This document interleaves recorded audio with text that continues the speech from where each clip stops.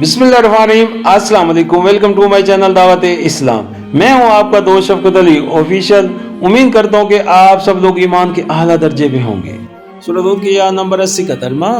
दूत ने कहा, काश मेरे पास इतनी ताकत होती कि तुम्हें सीधा कर देता, या कोई मजबूत सहारा ही होता कि उसकी पनाह लेता। सूरह दूत की आयत नंबर 81 का तर्जुमा। तब फिरिश्तों ने उससे कहा, ऐ लूत, हम तेरे रब के भेजे हुए फिरिश्ते हैं, ये लोग तेरा कुछ बिगाड़ न सकेंगे। बस तू कुछ रात रह, अपने अहल अयाल को लेकर निकल जा, और देखो तुम में से कोई शख्स पीछे मुड़कर न देखे, मगर तेरी बीवी साथ न जाएगी, क्योंकि इस पर भी वही कुछ गुजरने वाला है जो इन लोगों पर गुजरना है। इनकी तबाही के लिए सुबह का वक्त मुकर्रर है, सुबह होते अब देर ही कितनी है। सूरह दूत हाशिया नंबर 99।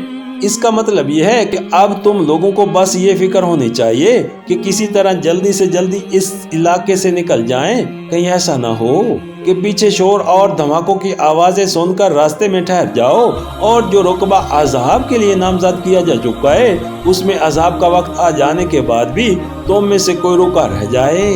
सूरह हूद हाशिया नंबर 90। ये तीसरा इबरतनाक वाक़या है जो इस सूरह में लोगों को ये सबक देने के लिए बयान किया गया है कि तुमको किसी बुजुर्ग की रिश्तेदारी और किसी बुजुर्ग की सिफारिश अपने गुनाहों की पादाश से नहीं बचा सकती।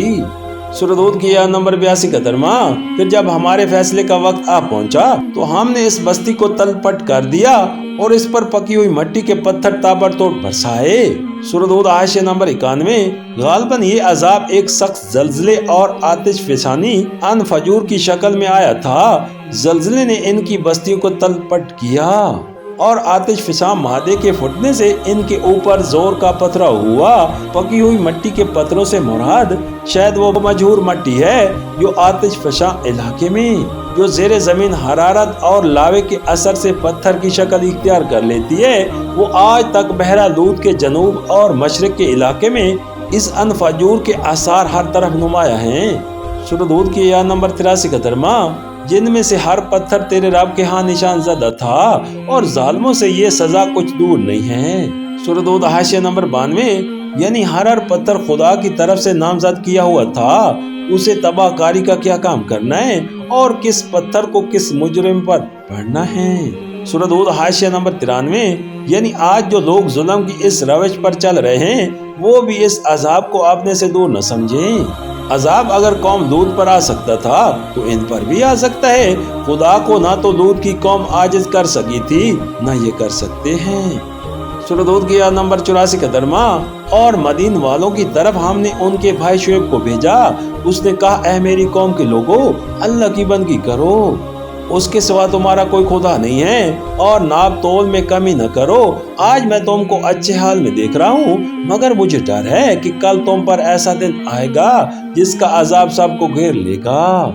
सूरह हूद हाशिया नंबर 94। सूरत अल अराफ रकू 11 के हवाशी पेश नजर हैं। सूरह हूद की आयत नंबर 85 का तर्जुमा।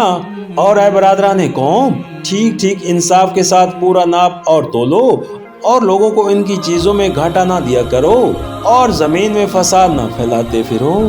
सूरह हूद की आयत नंबर 86 का तर्जुमा।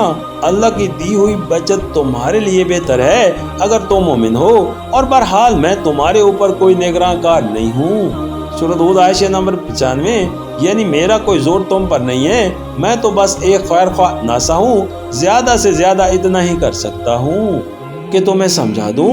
आगे तुम्हें इख्तियार है, चाहे मानो चाहे न मानो। सवाल मेरी बात परचिज से डराने या न डराने का नहीं है। असल चीज खुदा की बात परचिज है, जिसका अगर तुम्हें कुछ खौफ हो तो अपनी इन हरकतों से बाज आ जाओ।